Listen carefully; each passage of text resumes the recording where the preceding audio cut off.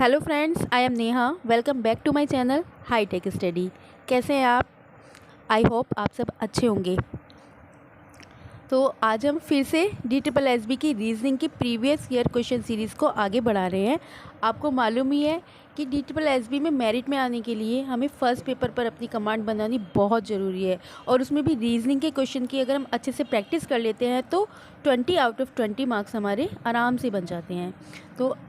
So let's start. Question number 1. Select the term that will come next in the following. A के लिए यहाँ पर दिया हुआ है 10, E के लिए 15, I 20, M 25. So next will be 30. 10, 15, 20, 25. Next will be 30. अभी हम लेटर देखते हैं. A +4 A +4 E +4 I +4 M और M +4 Q. Answer will be Q 30. Number 2. Next question number 2. Select the term that will come next in the following series. FIN, NQV, VYD. Next LOT. FIN, FN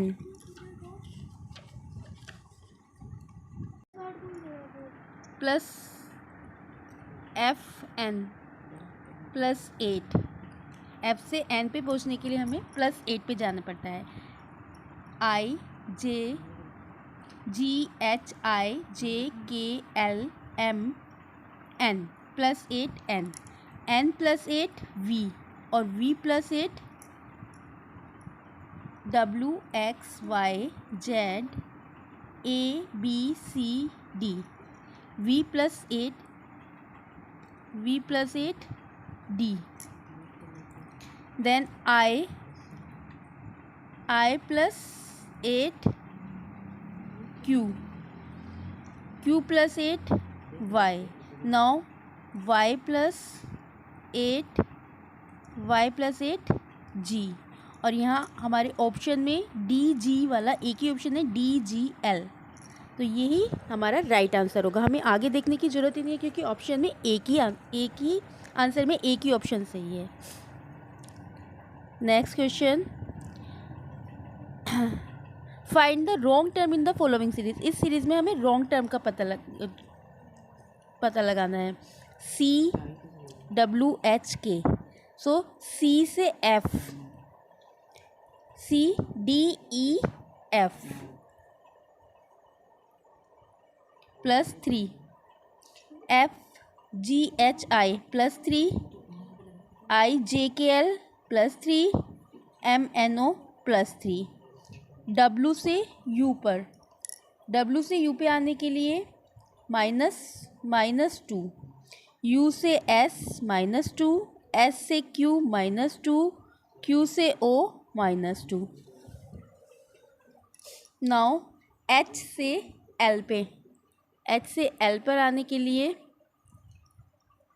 HIJKL +4 L से P +4, P से T +4.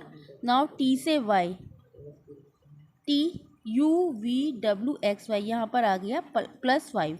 ये सभी तो +4 चल रहे थे, पर यहाँ पर आ गया हमारा +5. T से Y क्या हुआ +5, जबकि P से T +4, L से P +4, H से L +4 और ये T से Y +5. तो ये हमारा ओयो ही रॉन्ग पैटर्न हो गया. तो आंसर विल बी ऑप्शन 4 ओयो. Next question. Select the term that will come next in the following series. इस सीरीज में next letter A G, A +6 G, L G +5 L, P MNO P +4 P, S +3 QRS, plus 2 u. Answer will be u. Question 5. Select the option that is related to the third term in the same way as the second term is related to the first term. Google के साथ सुंदर पिचाई की जो relation है वही Microsoft की इन चारों option में से हमें चूज़ करना है. गूगल के सीईओ है सुंदर पिचाई और माइक्रोसॉफ्ट के सीईओ है सत्यनारायण नडेला. तो answer will B Satyanarayan Nadella. Next question. यहाँ पर एक स्टेटमेंट दिया है. जैसे कि मैंने आपको पहले भी लास्ट वीडियो में अपनी बताया था, जब भी ये वाला साइन होता है, ये वाला साइन जब भी ये साइन होता है इसका मतलब हम एस और एल के बीच में ये साइन है, मतलब हम एस से एल की तरफ जा सकते हैं. गेट खुला हुआ है पर एल से एस की तरफ नहीं जा सकते. ठीक है. इजिकल टू में भी हम जा सकते हैं और अगर ये वाला साइन है तो हम इधर से इधर जा सकते हैं. ठीक है. अभी देखिए यहाँ पर दिया है पी आर, मतलब आर से पी का रास्ता तो नहीं है पर पी से आर का रास्ता है, पर हमें स्टेटमेंट में देखना है.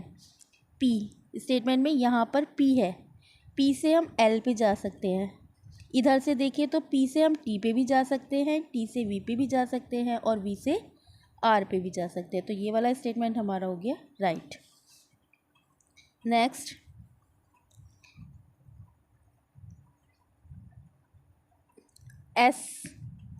एस से वी, अगर हम देखें तो एस से वी पर नहीं जा सकते क्योंकि यहाँ एस से एल पे तो जाया जा रहा है, पर एस से वी पर यहाँ पर आगे रास्ता बंद है. एल से पी पे जाने के लिए रास्ता बंद है.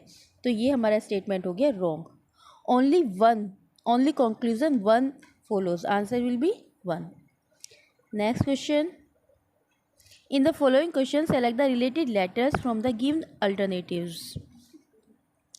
एफ एल का रिलेशन देखते हैं आपस में. एफ एल और B H. F B F -4 B और L H L -4 H. So G M G -4 C और m -4 I. So answer will be CI, option number 2. Next question. In a certain code language, Noida is coded as STNIFF. What will be the code for Meerut? Noida को code दिया गया है STNIF और मेरठ का code क्या होगा उसी तरह से हमें देखना है जैसा कि नोएडा को दिया है. नोएडा में N को S दिया गया है, O को T दिया है, मतलब N से S पर जाने के लिए हमें +5,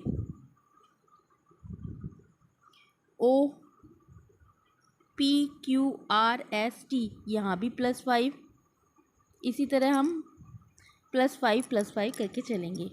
मेरठ में M +5 हुआ R, E +5 हुआ J, जो कि हमारे एक ही ऑप्शन में है RJ. तो यही आंसर हमारा राइट होगा. कुछ क्वेश्चन हम ऑप्शन के अकॉर्डिंग भी करते हैं क्योंकि ऑप्शन में कहीं और तो RJ है ही नहीं, तो हमें आगे करने की कोई ऐसी नीड ही नहीं है. आंसर हमारा हो जाएगा 1. Next question. Question number 9. In a certain code language frack को अगर हम ऐसे लिखते हैं, frack is written as 35, malt is written as 45. अब ट्रिम को कैसे लिखेंगे हम? ठीक है, हम पहले इनके नंबर, हमें अल्फ़ाबेट के नंबर ज़रूर मालूम होने चाहिए. F किस नंबर पे आता है? F 6 नंबर पे आता है और R हमारा आता है 18 नंबर पर, A आएगा हमारा 1 नंबर पर और K आता है हमारा 11 नंबर पर. अगर हम इन सबको प्लस करते हैं तो हमारा आता है 36 और 36 - 1 35.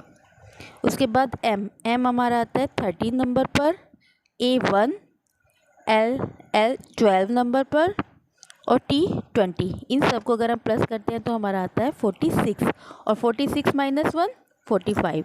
अब इसमें भी हम इसी तरह नंबर देखेंगे। टी हमारा आता है 20 नंबर पर, आर है 18 नंबर पर, आई है 9 और एम है 13। इसको सबको प्लस करने पे आया 60, और 60 minus 1 59। Answer will B 59, option 2। Next question, question number 10। In a certain code language, 1875 means would the round watch 1875 wound the round watch 6143 a cake is round 7321 watch a round wheel। अब हमें same देखने हैं यहाँ पर। इन दोनों में common है 1, दोनों में कॉमन है 1। अब हमें देखना है वर्ड क्या कॉमन है दोनों में।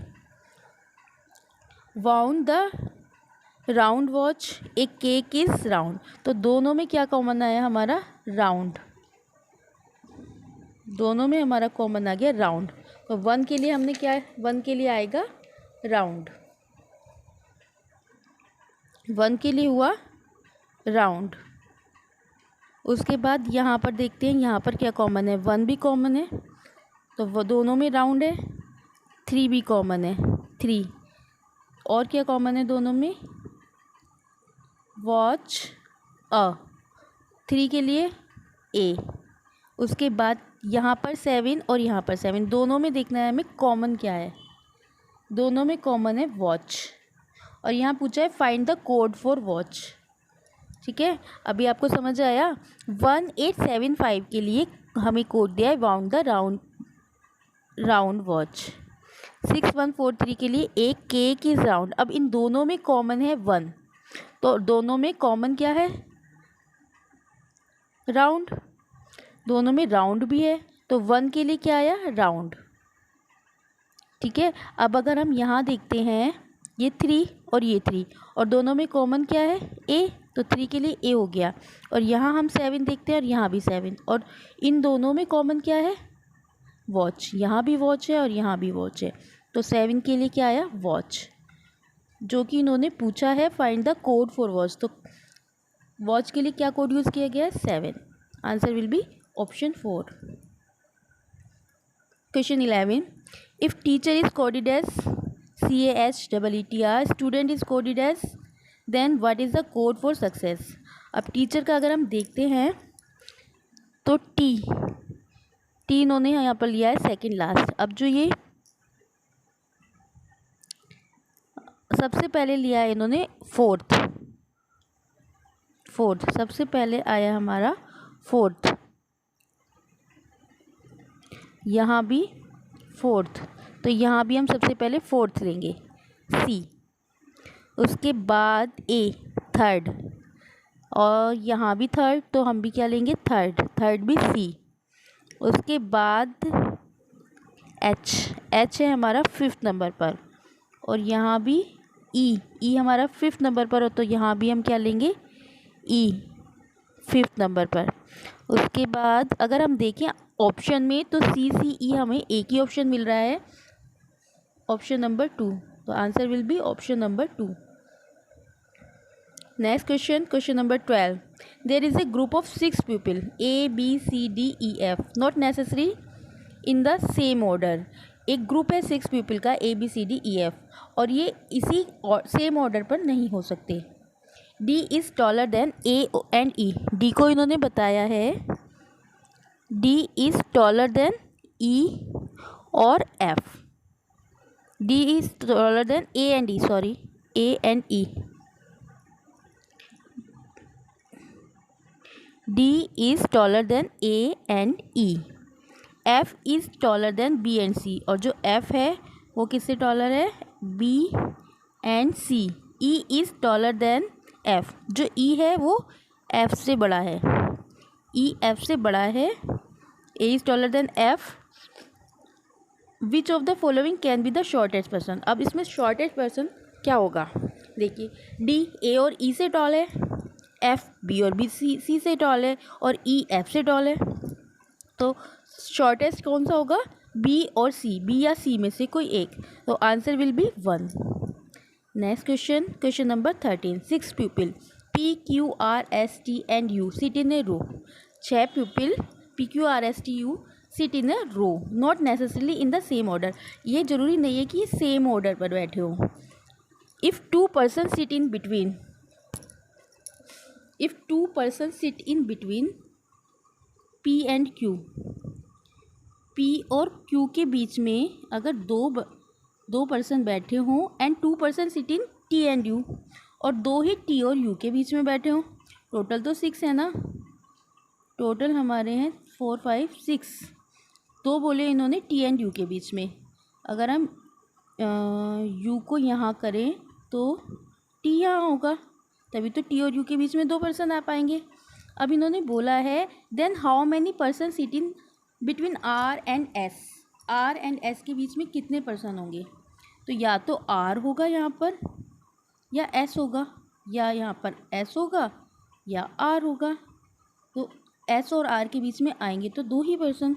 तो answer will be 2. Next question, question number 14. If plus means,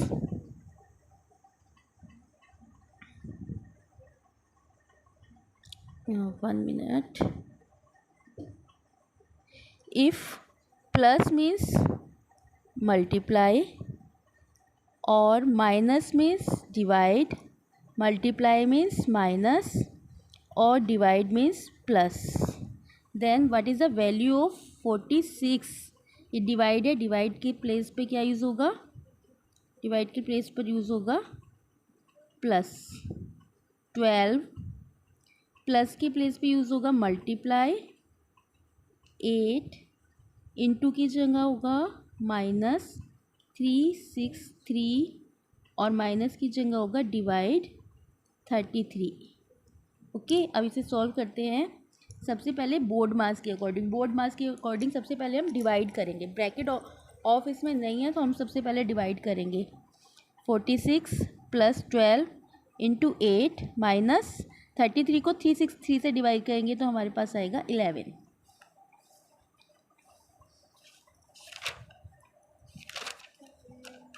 next 46 plus, next करेंगे हम multiply, BODMAS. Next multiply 12 into 8 96 minus 11. अब BODMAS. Now add 46 plus 96 142. 142 minus 11, answer will B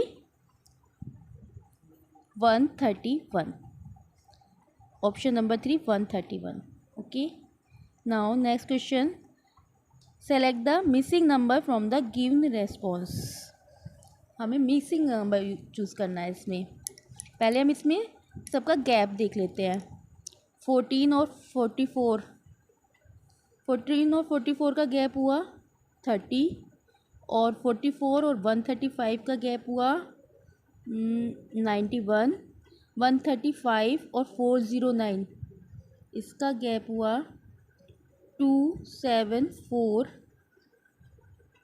now 409 और 1232 का gap minus करके देखते हैं. इनका gap हुआ 823. ठीक है. अब जो ये 14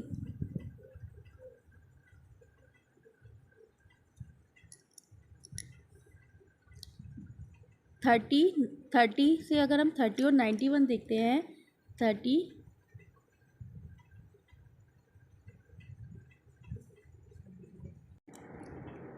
इंटू 3 प्लस 1 कि 91 इंटू 3 प्लस 1 आता है हमारे पास 274। 274 इंटू 3 प्लस 1 आता है हमारे पास 823। अब 823 इंटू 823 इंटू 3 अगर हम करते हैं, sorry 1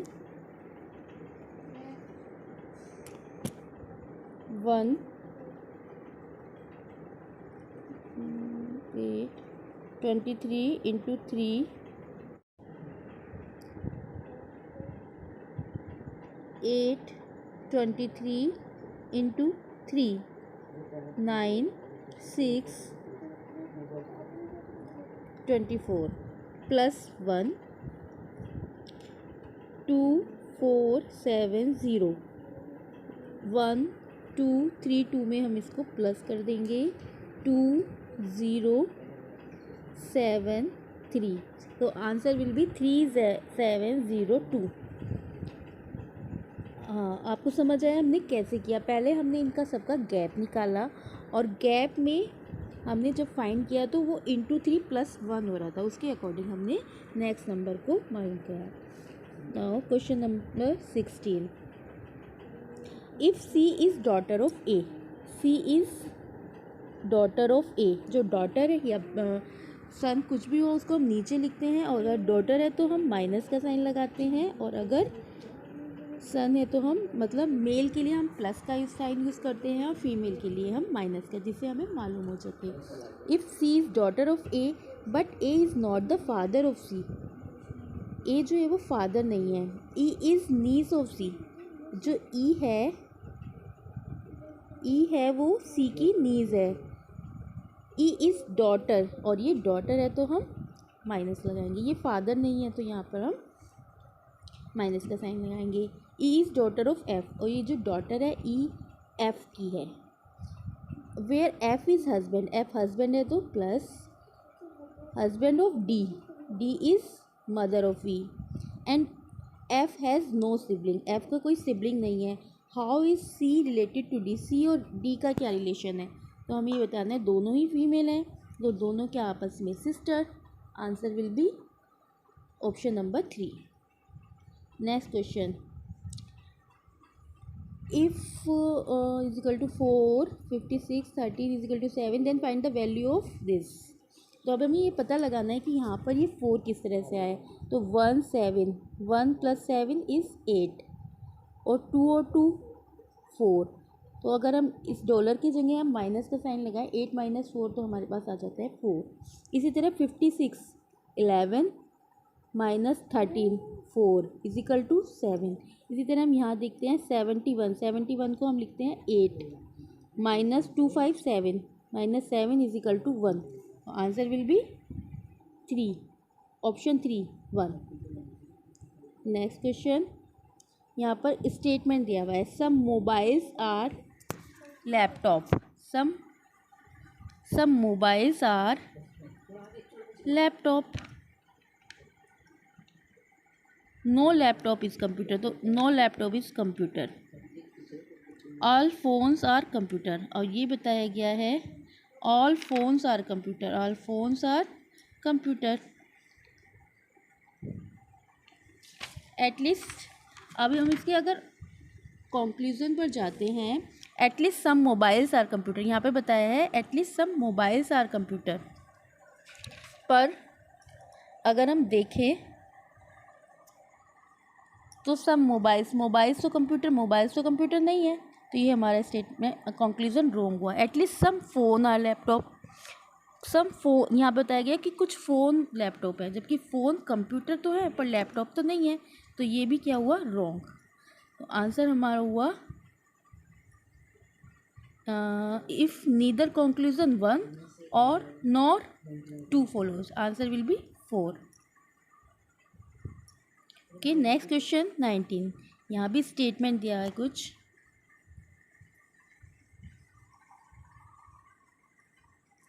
some cups are not bowls, some cups हैं वो बोल्ड्स नहीं है। ये जो कप हैं ये बोल्ट नहीं है।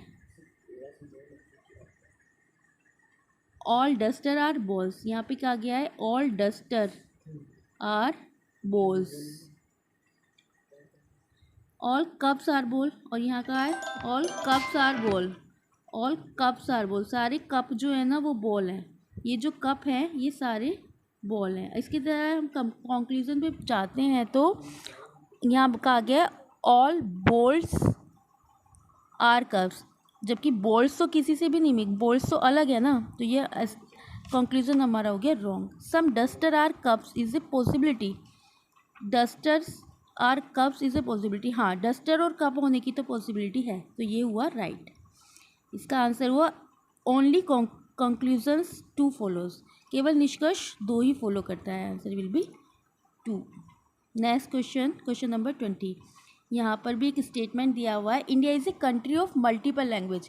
इंडिया एक देश है जहाँ पर बहुत सारी लैंग्वेज है।